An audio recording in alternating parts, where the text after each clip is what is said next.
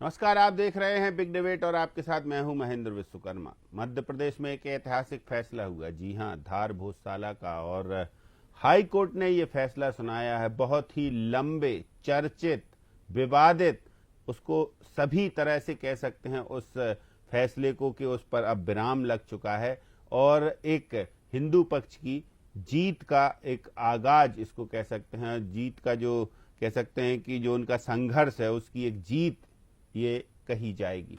तो high court Indore ने फैसला दिया है, खंडपीठ ने, और फैसले में धार भोजशाला को मंदिर माना है, वांग देवी मंदिर माना गया है और दूसरे पक्ष को नमाज पढ़ने की भी इजाजत नहीं अब दी जाएगी। नमाज पढ़ने का जो आदेश था उसको खारिज कर दिया गया। हालांकि कोर्ट ने एक गुंजाइश जरूर छोड़ी है कि जो दूसरा पक्ष है या जो मुस्लिम पक्ष है वो यदि सरकार से अपील करता है कि उनको जमीन दी जाए मस्जिद बनाने के लिए, तो ये जरूर कुछ इसमें गुंजाइश हो सकती है।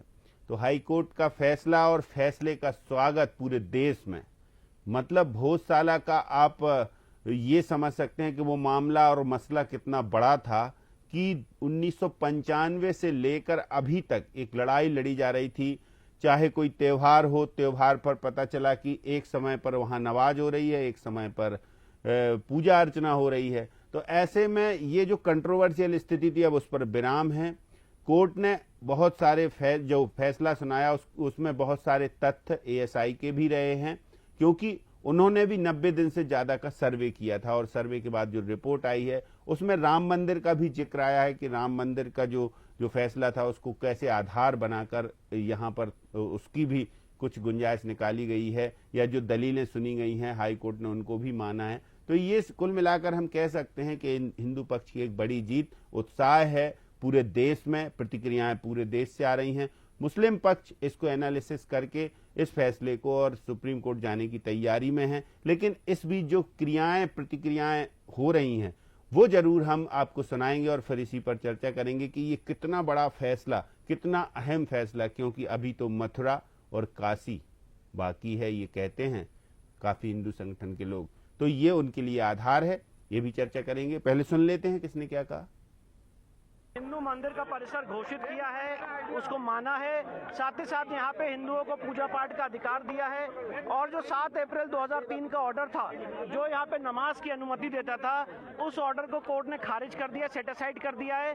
साथ ही साथ कोर्ट ने कहा है कि जो लंदन म्यूजियम में माँ वाग देवी की प्रतिमा रखी हुई है, सरकार कंसिडर करेगी, क्योंकि हमने बहुत सारे प्रत्यावेदन दिए हैं कि उसको वापस कैसे लाया जा सकता है। और साथ ही साथ कोर्ट ने मुस्लिम पक्ष को ये कहा है कि वो अपना एक रिप्रेजेंटेशन अपना एक प्रत्यावेदन सरकार को दे सकते हैं और धार के अंदर उनको मस्जिद दी जाए, एक ऑल्टरनेट लैंड दी जाए, उस पर सरकार विचार करेगी। फैसला बहुत आश्चर्यजनक है और हमारे जो तथ्य रखे थे हमारे विद्वान वकील साहब ने, सलमान खुर्शीद साहब ने, शोभा मेनन साहब ने, उसके लेकर हमको पूरा उम्मीद थी कि इस तथ्यों को माननीय हाईकोर्ट सुनेगी और हमारे पक्ष में फैसला करेगी। लेकिन कहीं का इतिहास और कहीं के आधार पर जो माननीय हाईकोर्ट ने बोला, तो उसके निर्णय का हम सम्मान करते हुए कहते हैं कि ये निर्णय समाज को स्वीकार नहीं है। उसमें जो भी खामियां हैं उसको लेकर हमारा जो संवैधानिक अधिकार है तो उसको लेकर हम जरूर सुप्रीम कोर्ट जाएंगे। आज उसका पटाक्षेप हो गया है कि ये हिंदुओं के आराध्य माँ वाग देवी का मंदिर है और हम सारे लोग आज उच्च न्यायालय के इस निर्णय का स्वागत करते हैं। अब बसंत पंचमी पर कितने हिस्से पर हम पूजा कर सकेंगे, कितने समय कर सकेंगे, अब इसका मायने खत्म हो गए। अब हमेशा हम निर्बाध रूप से धार में जाकर के उस भोजशाला में माँ वाग देवी की पूजा कर सकेंगे। तो सबके लिए अपनी बात रखने का अधिकार है और उच्च न्यायालय का निर्णय है, अब वहां पर रोज माँ वाग देवी की पूजा होगी और सारा सनातन की वहां घंटियां बजेंगी और सारे लोग वहां जाकर के दर्शन कर सकेंगे। मैं सबको बहुत बधाई देता हूं, बहुत बहुत शुभकामनाएं। आज धार के भोजशाला का भी जो निर्णय है वो इसी का परिचायक है कि लंबे समय तक धार और उसके आसपास के सनातनियों ने संघर्ष किया। इसके बाद आज न्यायालय के द्वारा उनको जीत हासिल हुई है। ये कैसी विटंबना है कि जो दुनिया को न्याय देता था उस परमात्मा को भी आज न्यायालय के शरण जाना पड़ता है। पर फिर भी न्यायालय के प्रति जो हमारी उदारता है, न्यायालय के प्रति जो हमारा दृढ़ विश्वास है कि सत्य जीतेगा, सत्य पराजित नहीं हो सकता, आज उस सत्य की जीत पर मैं करोड़ों हिंदुओं की कुर्बानी के बाद भी उन बलिदानी सूरवीरों को नमन करता हूं। हम लोग को न्यायपालिका पर पूर्ण विश्वास था और विश्वास के साथ हमने ये सोच के रखा था कि संभवतः निर्णय जो है हमारे पक्ष में आएगा।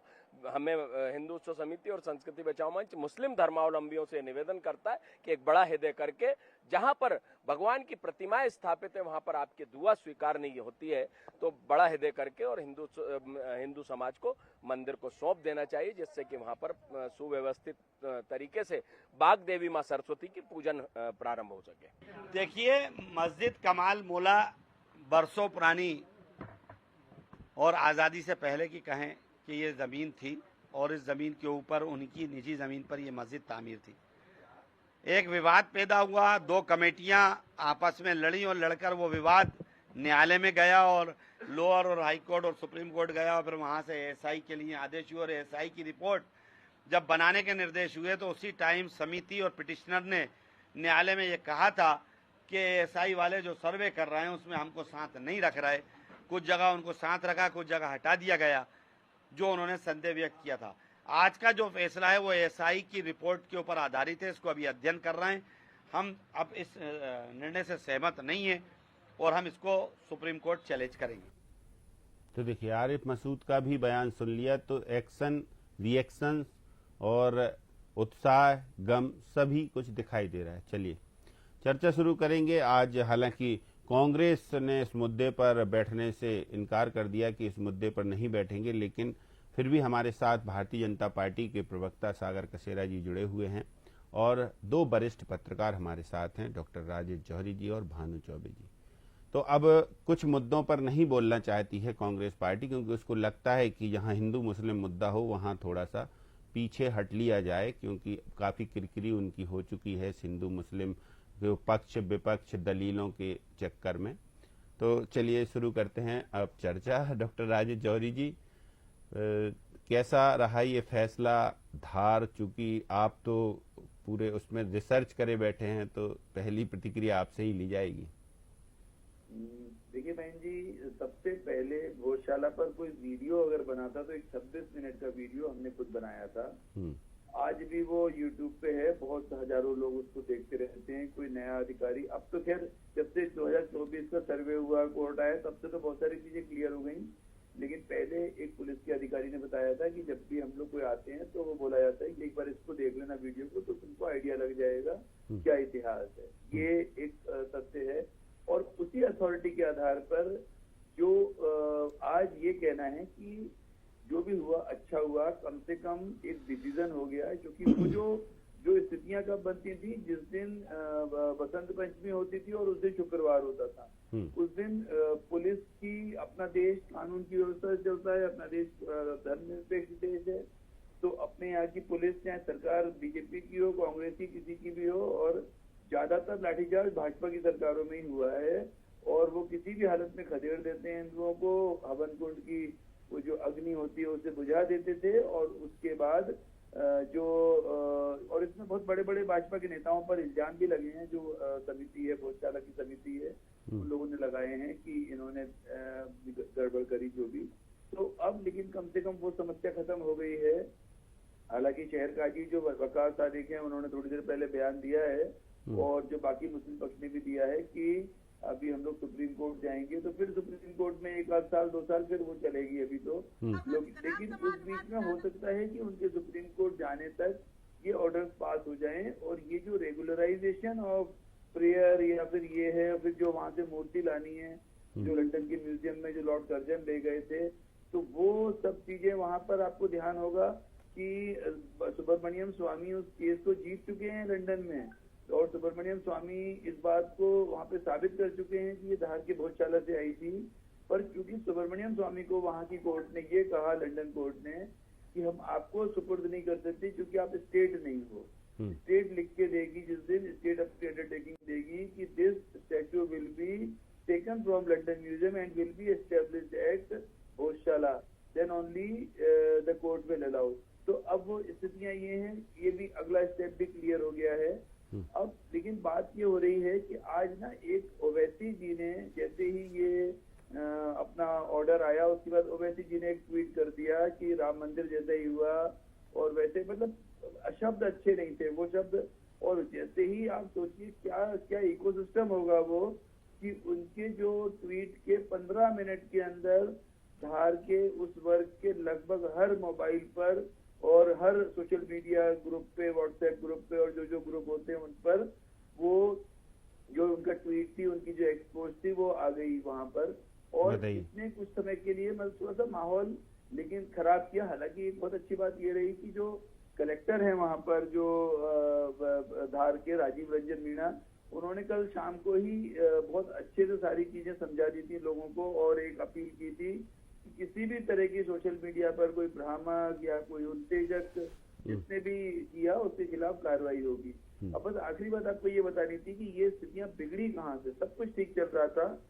दिग्विजय सिंह जी के टाइम पे 2003 में एएसआई ने एक ऑर्डर इशू कर दिया कि शुक्रवार को नमाज होगी और मंगलवार को पूजा होगी। और जब उसके बारे में जब ऑर्डर कर रहे थे आप, तो आपने बसंत पंचमी पे ऑर्डर किया नहीं, जानबूझ के उसमें एक ऐसी लाइन छूट गई जिस कारण से कई बार दंगों की स्थिति हुई है, कई बार धार जो है दंगों में झुलसा है। और आखिरी ये है कि देखिए बिल्कुल डॉक्यूमेंटेड फैक्ट है कि 1303 में अलाउद्दीन खिलजी ने उसे तोड़ा, 1401 में दिलावर खान गौरी ने उसे तोड़ा, 1514 में महमूद शाह खिलजी ने उसे तोड़ा। और ये सब डॉक्यूमेंटेड भारत की हिस्ट्री नहीं है, ये उन्हीं की हिस्ट्री है जो उनके ही अलग अलग जो समय के स्कॉलर्स थे उन्होंने लिखा है। और जो 1303 में जो हुआ था उसमें तो करीब सैकड़ों तो एक ये बड़े बड़े कंट्रोवर्शियल उसका पटाक्षेप हो गया कि अभी और जारी रहेगा? अभी देखिए सुप्रीम कोर्ट में ये जाएगा तो जारी तो रहेगा। चलिए खत्म होने वाला नहीं है। आपके पास आते वापस भानु चौबे सर के पास चलते। भानु चौबे सर, भोजशाला काफी एक विवादित मसला, जब भी नाम लेते एक कंट्रोवर्सी शुरू हो जाती दिमाग में कि क्या होगा इसका, और अब फैसला चूंकि आ चुका है तो अब क्या होगा इसका? महेंद्र जी, 2-3 बातें। सबसे पहला जिक्र मैं कांग्रेस की अनुपस्थिति का करना चाहता हूँ। उनको मंच पे आना चाहिए था और कहना चाहिए था कि सुप्रीम कोर्ट में अपील होगी, बाकी है, और उच्चतम न्यायालय जो कहेगा तो हम स्वीकार करेंगे जो भी है। इस तरह पीछे हटने से और अपनी बात नहीं कहने से कोई गलत इमेज जाता है। दूसरी बात यह है कि ये बाबरी मस्जिद के बाद दूसरा मसला है गंभीर और संवेदनशील देश का, जो इस तरह न्यायालय से निपट गया है मामला। और तीसरी बात जो मैं अपील करना चाहता हूँ आपके माध्यम से, वो हमेशा हारे हुए से कहा जाता है कि सब्र करिए। मैं विजयी पक्ष से कहूंगा कि सब्र करिए और जोश ज्यादा मत भरिए।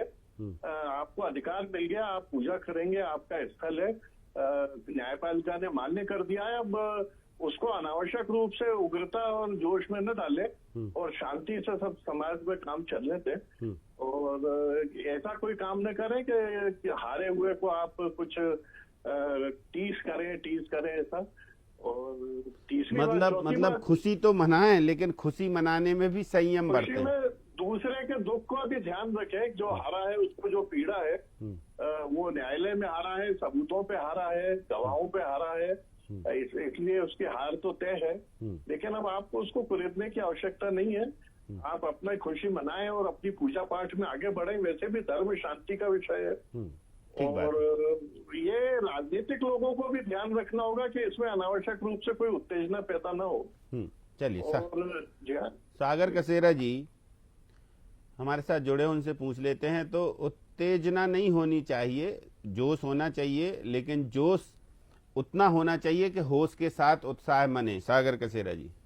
जी बिल्कुल। सबसे पहले तो आपको और सभी सनातन धर्मावलंबियों को इस ऐतिहासिक फैसले की बधाई देना चाहता हूँ। माँ सरस्वती के अभूतपूर्व मंदिर वाग देवी की स्थापना अब वहाँ पूर्ण रूप से हो, ऐसा माननीय उच्च न्यायालय ने आदेश किया है और मध्य प्रदेश की सरकार इसको सुनिश्चित करने की दिशा में कदम बढ़ाएगी। लेकिन भारत का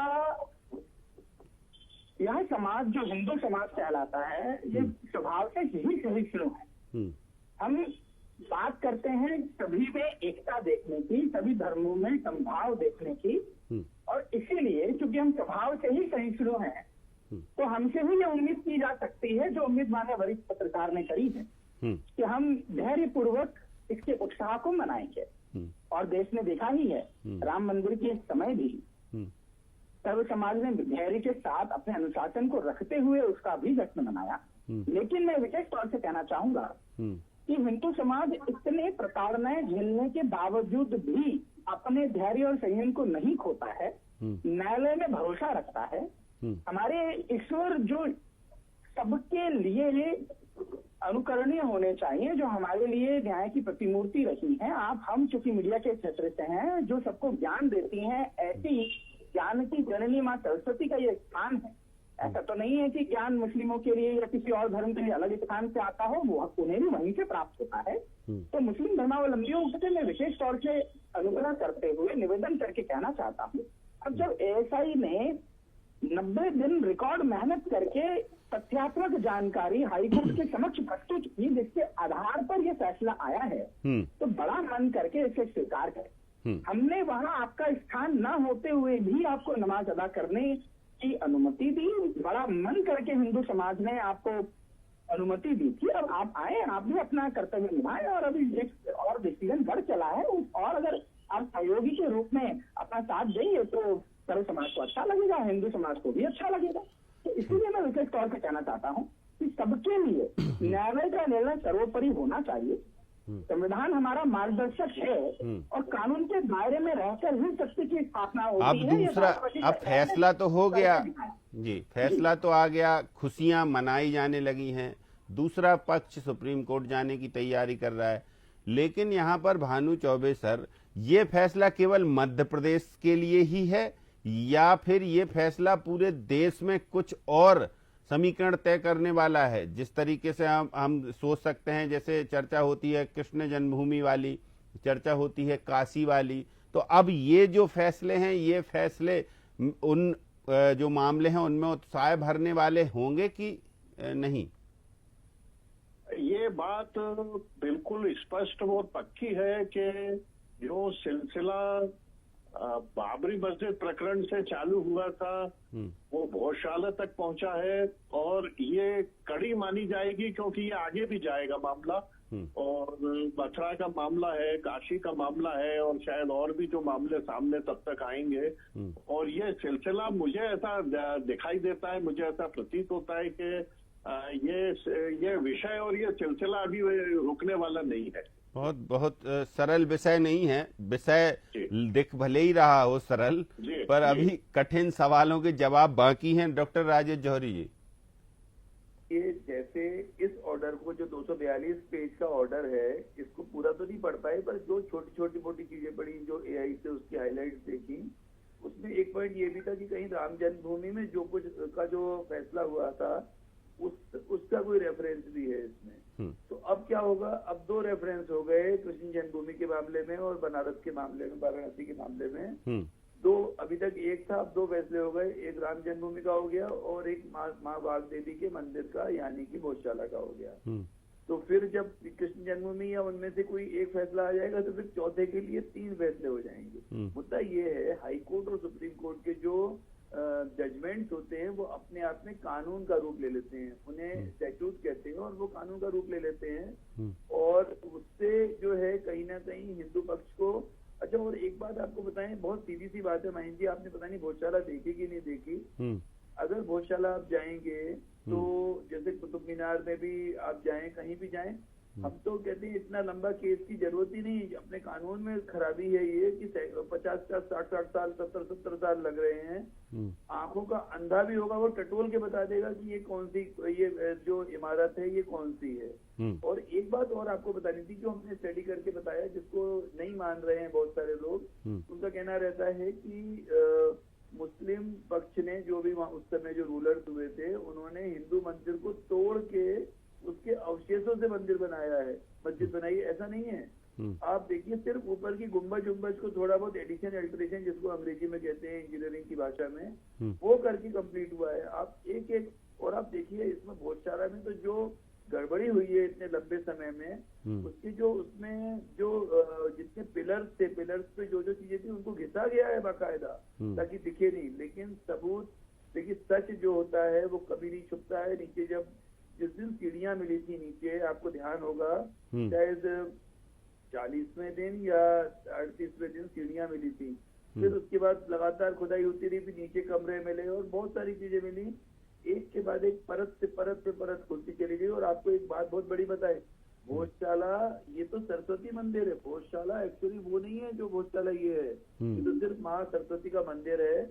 उसके पीछे लगभग 3-4 किलोमीटर तक भोजशाला इतनी बड़ी एक विश्वविद्यालय था कि देवी अहिल्या विश्वविद्यालय से भी बड़ा विश्वविद्यालय था, या बरकतुल्ला विश्वविद्यालय से भी बड़ा विश्वविद्यालय था, जहाँ पर सैकड़ों स्टूडेंट्स आते थे, बहुत सारे टीचर्स होते थे। और आपकी जानकारी के लिए बताते, राजा भोज की एक पुस्तक है हमारे पास, उसमें लिखा हुआ है कि भोजशाला एकमात्र ऐसा केंद्र था जहाँ पर राजा भोज लोग आते थे, अपने साहित्य की रचना करते थे, संस्कृत में, पाली में और जो ब्राह्मणी में कौन कौन जो भाषाएं होती थी, और उनको उसके बदले में विद्वानों को पैसे दिए जाते थे। आप सोचिए उस राजा का विजन क्या रहा होगा कि उसने लोगों को बुला के साहित्य का निर्माण किया और उसके बाद उसके बदले में उनको पैसे देते थे ताकि उन विद्वानों का गुजारा चल सके, उनका खर्चा चल सके। लेकिन दुख की बात यह है कि जब भोजशाला को मिटाया गया, जब भोजशाला को मिटाने की कोशिश की गई तो वो साहित्य जला दिया गया। चाहे वो नालंदा में जो हुआ, वही जो तक्षशिला में जो हुआ, वही का वही भोजशाला में भी हुआ। नहीं तो राजा भोज ने जो साहित्य निर्माण कराया था, आज बहुत सारी बड़ी बड़ी साइंटिफिक जो डिस्कवरियां हैं, इन्वेंशंस हैं, हो सकता है उस साहित्य में से निकल कर आती, पर फिर भी हमारा काफी कुछ संहिताएं बच गई हैं। 10 या 11 किताबें तो उनकी बच गई हैं। तो मतलब अब नेक्स्ट स्टेप जो है मथुरा और काशी, अब अगला तो मथुरा काशी है। लेकिन अपना तो ये मानना है, अभी भी एक मानना है कि जो कृष्ण शंकर जैन जी ने कहा था कि आप ये 3 और कई बड़े दूसरे नेताओं ने दिखाया, आप 3 पर समझौता कर लो, बाकी सब हम छोड़ देंगे। एक्चुअली प्रॉब्लम क्या हो रही है कि 3000 भी नहीं, ऐसा लगता है ये कम से कम ये जो एक्चुअल संख्या जाएगी वो कम से कम 8-10 हजार पे जाएगी। छोटी सी बात बता रही थी आपको कि वहाँ पर एक सूर्य मंदिर था धार में, जिसको लाट मस्जिद कहते हैं। अभी तो धार में ही अगला इशू शुरू होने वाला है लाट मस्जिद का, जिसे जो सूर्य मंदिर था उसके बारे में आप अगर गूगल करेंगे तो आपको मिल जाएगा कि वो भी अपने आप में गजब। मतलब अभी धार सुर्खियों में बना रहने वाला है। सागर कसेरा जी देखिए, अब क्या मथुरा काशी की बारी है जैसे आप लोग कहते हैं? देखिए, सबसे पहले तो ये बात समझना जरूरी है कि न्यायालय के सम्मान और सामाजिक सौहार्द के साथ जो हमारा मूल मंत्र सनातन धर्म था, हम एक ही बात पर स्पष्ट तौर से जोड़ देंगे कि मुस्लिम समाज को जहां भी देश में ऐसे पवित्र स्थान हैं जो भारतीय सनातन सभ्यता के इतिहास से जुड़े हैं, जिनका साक्ष्य हमें ऐतिहासिक तौर पर प्राप्त होता है, जो एएसआई के मापदंडों के अनुसार खड़े होते हैं, तो न्यायिक प्रक्रिया के अनुरूप वे उन्हें कठोर संज्ञान देकर सनातन धर्म को सौंपने चाहिए, सनातन धर्मावलंबियों को सौंपने चाहिए। अगर फिर भी ऐसा नहीं होता तो सनातन प्रेमियों की आस्था का यह विषय है। हम हिंदू समाज, सनातन समाज जो कि देश का बहुसंख्यक समाज है, मैंने पहले ही कहा स्वभाव से हम सहिष्णु हैं, हम सर्वधर्म संभाव की भी बात करते हैं, सर्वे भवन्तु सुखिनः सर्वे सन्तु निरामया की भी बात करते हैं, लेकिन हमारा उद्देश्य बहुत साफ है। न्यायालय के सम्मान के साथ हम अपने हक और कर्तव्य की लड़ाई सैकड़ों वर्षों से शांतिपूर्ण तरह से लड़ रहे हैं, आगे भी ये जारी रहने वाली है और हमारा विश्वास है कि सत्य की जीत होती ही है, चाहे उसमें समय लगे। वो कहावत अब जैसे हमने पढ़ा है, इतिहास पढ़ा है, तो उसमें आक्रांताओं ने जब भारत पर आक्रमण किया तो फिर इन मंदिरों को भी क्षतिग्रस्त किया, इनको कब्जे में लिया, इनका जो है इनको मॉडिफाई भी किया। तो भानु चौबे सर, ऐसे तो फिर अभी ये सिलसिला अनवरत चलने वाला है। मैं आपसे यही जिक्र करना चाहता हूं कि प्रकरणों की बाढ़ आ जाएगी ऐसी संभावना दिखती है, और ये बात साबित हो जाएगी कि आक्रांतों ने इसको विध्वंस किया था। और जैसे औरंगजेब के नाम से बहुत से किस्से दर्ज हैं और भी बादशाहों के नाम से दर्ज है। तो हिंदुस्तान में अगला विषय जो ज्वलंत मुद्दा होगा वो ये होगा कि जो धर्म स्थल परिवर्तित कर दिए गए उनको वापस लाया जाए। ये एक बहुत बड़ा विषय होगा और समाज के लिए बहुत चुनौती का मामला होगा। लेकिन मैंने जो सब्र का जिक्र किया उसका शायद संदर्भ में नहीं दे सका, तो बात कहीं चली गई। बाबरी मस्जिद ढांचे के विध्वंस के वक्त जो जोश दिखाई दिया था, मैं उस जोश की सीमा से बचने की सलाह दे रहा था और मेरा कोई आशय नहीं था। चलिए, तो डॉक्टर राजेश जौहरी जी, एक लास्ट कमेंट की अब भानु चौबे सर कह रहे हैं कि अभी तो पूरी लिस्ट ऐसी सूची होगी कि मतलब नंबर्स काउंट करना मुश्किल हो जाएगा। कि इसमें कोई वो भी नहीं है, एग्जेग्रेशन भी नहीं है।